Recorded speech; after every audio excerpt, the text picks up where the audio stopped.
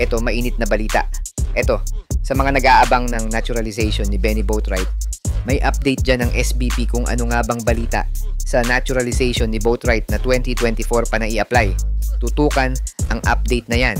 Samantala, SBP at Gilas Youth Program tinatarget na magkaroon ng mga local basketball clinics at tournament para sa mga batang players na nais maging pro o i-represent ang Gilas Pilipinas sa international stage sa future.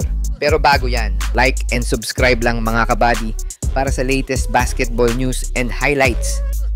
Sa mga nag-aabang ng update patungkol sa naturalization ng dating SMB import na si Benny Boatwright, naglabas ng update ang SBP patungkol sa kung ano na nga bang nangyari sa kaso ni Benny. Ayon sa panayam kay SBP Executive Director Erica D sa One Sports News, ay wala pa silang nakukuhang bagong update sa naturalization ni Boatwright na magiging daan sana sa pag-consider sa kanya as Gilas naturalized import sa future.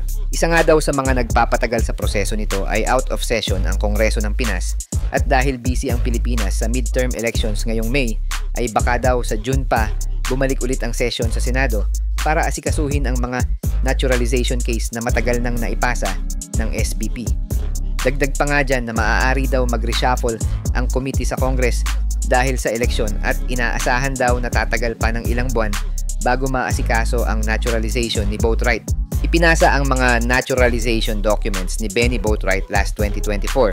Sa tulong yan ni Senator Sani Angara sa Senate Bill 2646. Nagsalita din si Coach Tim patungkol sa naturalization ni Boatwright at sinabing tinamaan nga ng break ang proseso ng naturalization na kung na-approve nga last year ay makakalaro na sana si Benny sa Gilas last FIBA qualifiers. Sa ngayon nga daw ay focus muna ang Gilas sa mga main naturalized players na sina Justin Brownlee, Ange Kouame at Jordan Clarkson. Huling balita nga natin kay Benny Boatwright ay nasa US ito ngayon, at sabi naman ng SBP ay hindi ito nagpaparamdam sa kanila marahil sa tagal ng update sa naturalization nito. Samantala, meron ding update sa Gilas Youth Program ng SBP matapos nilang ihayag na pinalawig na nila ang kanilang programa para sa batang manlalaro dito sa Pilipinas. Sa article ng Philippine Star, inuumpisahan na daw ng SBP ang Grassroots Program Player Identification and Development kasama ang veteran UAAP at PBA coach na si Coach Norman Black, na tinatarget na daw nilang magkaroon ng isang gym kada region sa Pinas para magsagawa ng basketball clinics at para makadiskubre ng mga young at talented players ng bansa.